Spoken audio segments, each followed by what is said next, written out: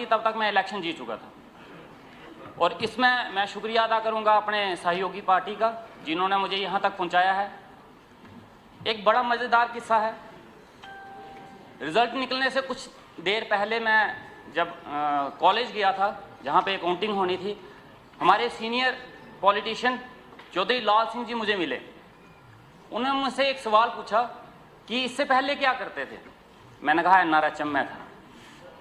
कहते permanent job थी या कॉन्ट्रैक्चुअल। मैंने कहा सर कॉन्ट्रैक्चुअल। कहता शुक्र करो उनको जिन्होंने आपको परमानेंट जॉब तो दिला दी। तो मैं शुक्रिया अदा करता हूँ, आपकी वजह से यहाँ पहुँचा हूँ। बनी सर बड़ा पिछड़ा इलाका है। आज यहाँ पे बहुत सी बातें हो रही हैं, हिसाब किताब लिया जा रहा है, सरकार से जवाब मांगे जा रहे हैं। बड़ा अच्छा है, होना चाहिए, जवाबदेही तय होनी चाहिए और सरकार की जवाबदेही होनी चाहिए। लेकिन क्या जवाबदेही इस 4 या 5 महीने की ही होनी चाहिए या पिछले 10 साल की भी होनी चाहिए? जो 10 साल में हमारे जम्मू कश्मीर को लूटा गया, एक यूटी बना के उसकी जवाबदेही कौन देगा? इस 10 साल में जो यूटी का कार्यकाल रहा, जो हमें सपने दिखाए गए यूटी के नाम पे कि हमें रोजगार मिलेगा, हमारी लाइफ बेहतर होगी।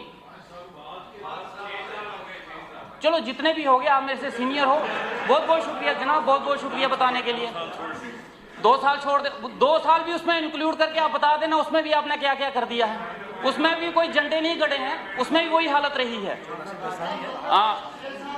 मैं 10 साल का हिसाब मांगूंगा, उस 10 साल में मैं जो पूछूंगा बता देना उसमें आपके कितना कितना कार्यकाल रहा है। इस यूटी के दौरान हमें बोला गया कि आपको रोजगार मिलेंगे, हमारे रिसोर्सेज सेव किए जाएंगे, हमें एक नया जम्मू कश्मीर दिया जाएगा।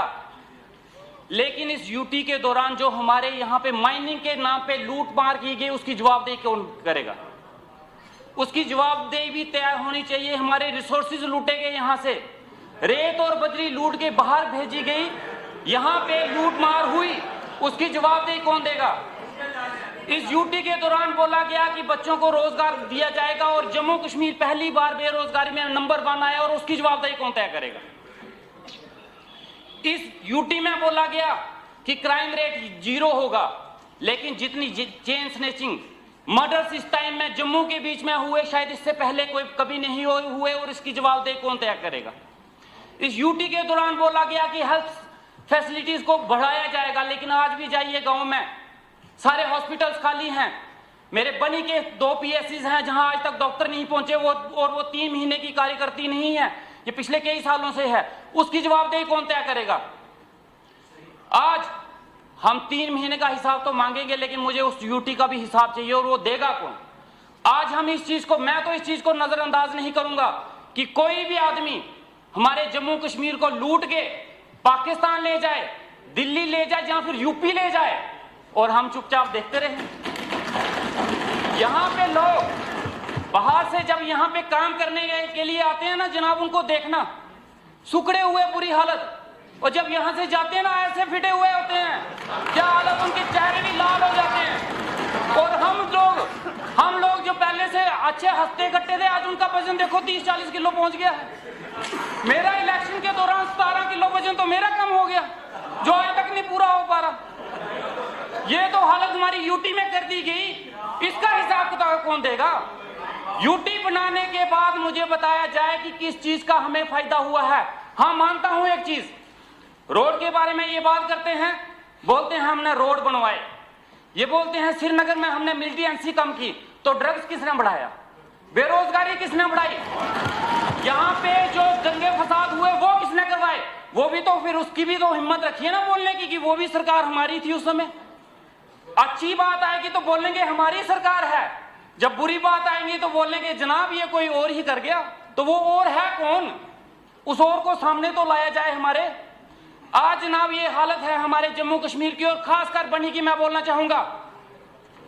आज बिजली के बिल आ रहे हैं वहां पे, आज बिजली के कट्स हैं वहां पे। मेरे कम से कम 5 पंचायतें ऐसी हैं जहां पे बिजली, यहाँ पे हमारे शाहीन साहब ने बोला, यहाँ पे इन्होंने अपने बारे में बताया कि मेरा इलाका बहुत पिछड़ा है। इनकी बात सुन के मुझे एक गाना याद आ गया, दुनिया में कितने गम हैं, इनका गम देखा तो मैं अपना गम भूल गया। लेकिन भाई साहब मैं फिर भी बोलूंगा, मेरा इलाका आपसे भी पिछड़ा है। ये बिजली की तारों के लिए बोलते होंगे जनाब, मेरे तो बिजली के पोल ही नहीं लगे आज तक। हमारे 5 पंचायतें ऐसी हैं और वो 3 महीने में नहीं हुआ है, वो पिछले कई सालों से है जहां बिजली के पोल नहीं लगे आज तक। उन लोगों ने लकड़ी के खंभे लगाए, अपने पैसों से तारें खरीदी और लगा दी, और लाइनमैन पहुंच गया बिजली का बिल लेने। अब वो बिजली का बिल किस चीज के लिए दें? तार बिजली के डिपार्टमेंट ने नहीं दी, खंभे उन्होंने नहीं दिए, तो बिल किस बात का दिया जाए? जल शक्ति मिशन की बात हो रही है, ये 4 महीने पहले शुरू नहीं हुआ। जिसने शुरू किया, जिस टाइम पे शुरू हुआ, जवाबदेही उनकी होनी चाहिए। ये प्लान्स जब बने, जिन्होंने बनाए, जवाबदेही उनकी होनी चाहिए।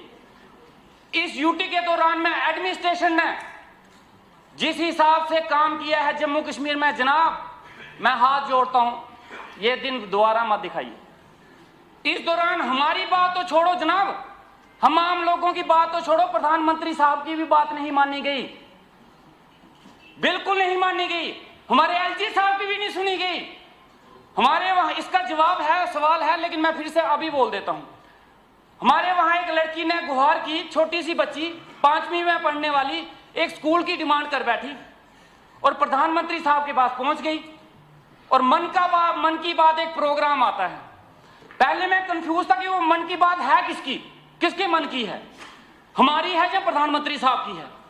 लेकिन उसके बाद पता चला कि मन की बात वो लोगों की सुनते हैं, अपनी ही नहीं करते हैं।